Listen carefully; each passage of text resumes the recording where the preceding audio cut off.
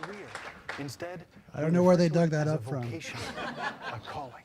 To become a priest, a young man must first be called. So let me tell you a story. But being called a little bit more in depth than that one. The young man has to hear that call. It was a dark and stormy night. And then he has to follow it. Actually, it wasn't stormy anymore. The storm had passed. It was a hurricane, in fact.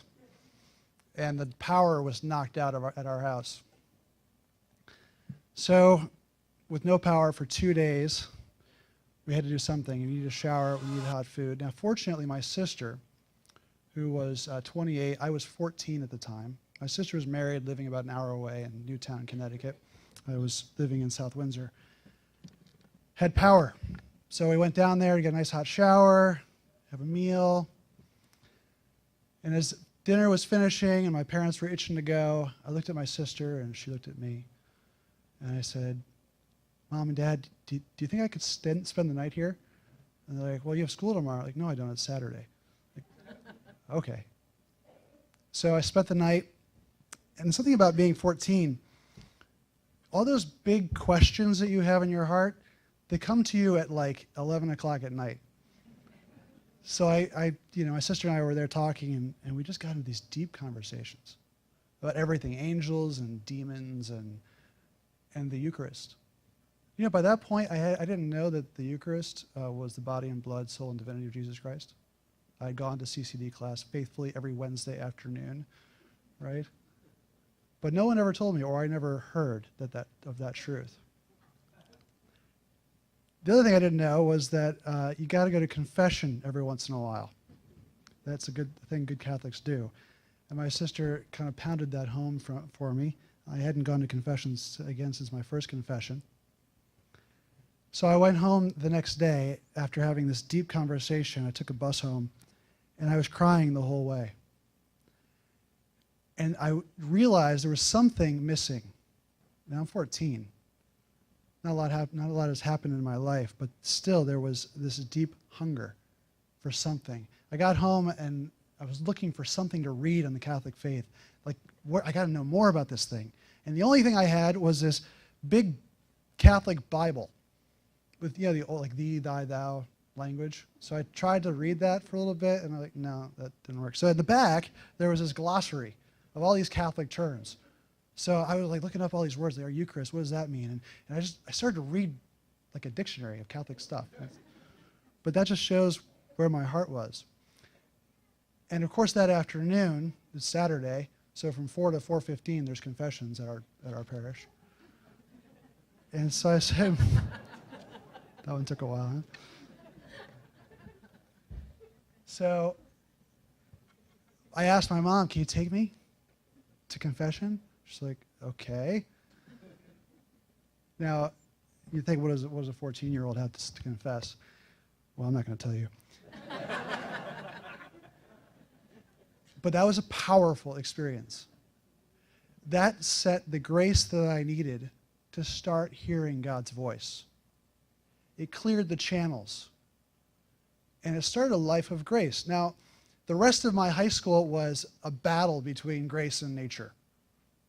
And it was a public school, secular environment, not too many Catholic friends. So it was a battle. But I always had that grace of confession. I always had the rosary that I would pray, given to me by my sister. That's important, because when you heard the story there, when I was 17, my sister calls up and she said, I'm coming back home. She was living in Scottsdale, Arizona at this point. And she said, I want to go visit these Legionaries of Christ. And okay, I'll go. When I walked into that chapel and I saw 120 young men, all dressed in black, I said, just like Jose, these guys have got to be weird. But as I got to know them after Mass and started talking to them, these guys are great. They love sports. They used to listen to the same type of music I used to listen to. I mean, they were just great. I'm taking a tour of this place, and I'm just feeling attracted, and I'm telling myself, no, this isn't for you. You're not, no, just forget it. And at the end of the tour, my sister's friend who had joined, some of you may know him, his name is Father Anthony Sortino. He had just entered, he was brand new. He said, hey, you only live 45 minutes away, why don't you come down on a retreat? So he gives me a brochure, and I take it, and I'm like, okay, whatever, I'll call you, don't call me. But for the next 5 days, I couldn't get the image of the place out of my head. I just kept thinking about it and thinking about it. And it, you're 17, is just starting senior year. I'm thinking about college. What am I going to do with my life? And so I'm going to take a leap here. And I called him up, and I said, I'm going. And I went on the retreat, and I spent a weekend in silence. At 17 years old, imagine that. I mean, before this is before cell phones, I would be on the computer with the TV going and talking to my friend on the phone, And so I spent a weekend in silence, and the Lord spoke. And I sat in the chapel just knowing I was being called and wondering if I'd have the generosity to say yes. And I blurted it out. Okay, I'll do it. So I finished my high school, and then I joined a week after graduation. And I have not regretted it ever. Now, the next 14 years of formation were long, so I'll start with year 1.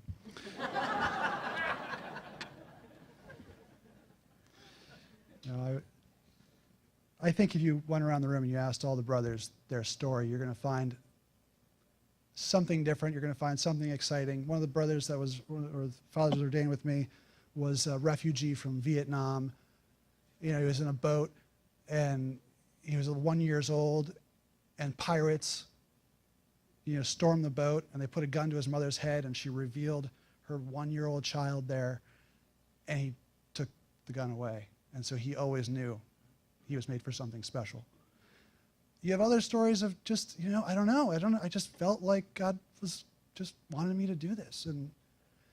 But what's true about all of these cases, all the vocations you see in this room, is that God opened a door, and he said, I want you to walk through that door. And everyone here said, I trust you enough to walk through. You didn't tell me what's on the other side. You didn't show me the pictures, come, this is going to be great, enjoy it. No, it was just, doors open. Do you trust me? And every single day you wake up and the door is there, and you got to walk through it again. I'm going to tell one last story. It's one that I've told before, and so if you have heard it, I'm sorry. But I think it's very apropos for this audience. It happened on the missions in Manhattan. So I was my first year after being ordained, and I'm there hearing confessions in Old St. Pat's. And my first one comes up to me. Father, it's been 25 years since my last confession. And I'm like, okay. And so you want to tell me what you did? And he's like, well, I've done everything. I'm like, well, you got to be more specific. And so he starts, and yeah, he had done pretty much everything. And I said, so why are you here? What brought you here? I said, well, Father, about 15 years ago, I was flipping through the stations and just sitting there watching TV, flipping through the stations, and on one of the stations, this image of the Blessed Mother just was there. And I just felt this urge just to watch it, but I just clicked. I clicked the channel.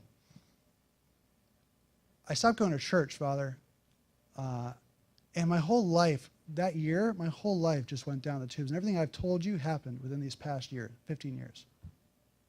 Today, I was walking along the street, and this young girl was standing on the street corner, and she said, "Are you Catholic?" And I had to think. And yeah, I'm Catholic. Well, there's a priest inside, and he's hearing confessions, and if you want to go, and so here I am. If I hadn't, at 17 or 18 years old, said yes and walked through that door, and if that girl hadn't been standing on that street corner, that man's soul would be in a horrible state. We need your prayers to have the courage to step through the door. We also need you to step through your doors, because everyone has a door. The Lord has a call, a mission for each of you. Do you believe that? Do you believe he's calling you? Let's pray for each other, that we're all going to have the courage. Now, I want to introduce the callers in the room and raise. There's a lot of them, so maybe we should hold the pause to the end and just raise your hand when you call. We'll start with the priests because we're clericalists. All right. We have Father Gallons, Father Jeffrey Gallons, pastor of St. Patrick's in Armonk. All right. Father Peter Towsley from the Diocese of Bridgeport was a concelebrant in the Mass. I don't think he made it to the luncheon. Myself, Father Michael Brisson, Father John Connor, who's not unable to be here. You know, it's actually sometimes illness is providential, because he couldn't come because he's sick and actually it's really bad flu. And I said, Father, you want to give me your notes from what you were going to say, so maybe I can kind of work it in. And so he sends them to me, and there were 6 pages. So, Father Stephen Riley, Superior of the community here in Rye. Father Sean Aaron.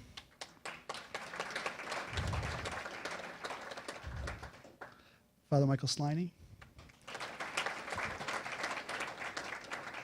Father Jason Smith.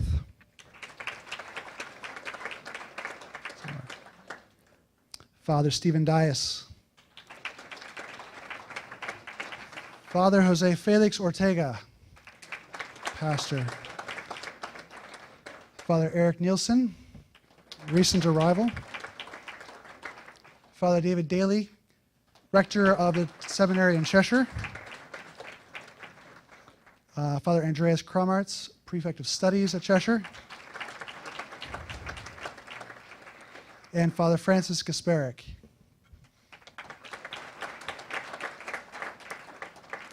Now the brothers.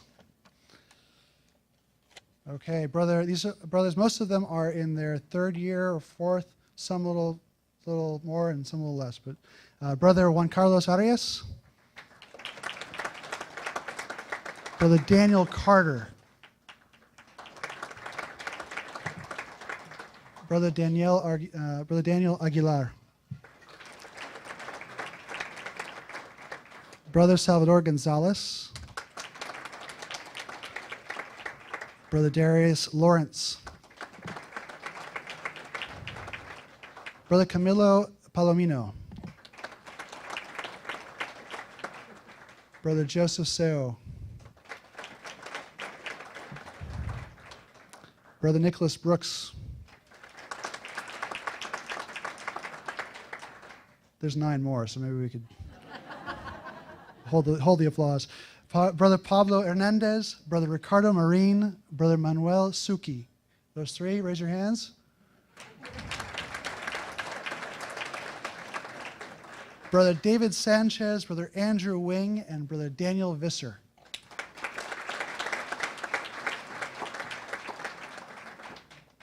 And finally, but certainly not least, Brother Anthony Dinley, Brother Emmanuel Toro, and Brother Joseph Ori.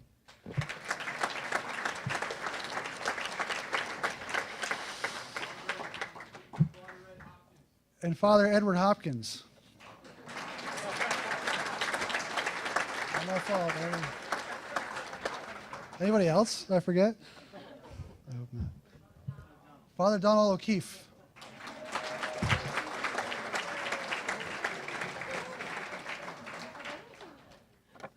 That it? Okay. I want to say thank you. My role, for those who don't know, Father John O'Connor is the Territorial Director for North America and Asia. So he oversees all of the United States, Canada, Philippines, and Korea. And I work as his right-hand man, chief of staff, general, do whatever I'm told person. So on behalf of the Legionaries of Christ and Regnum Christi in North America and Asia, I want to thank you for your generosity.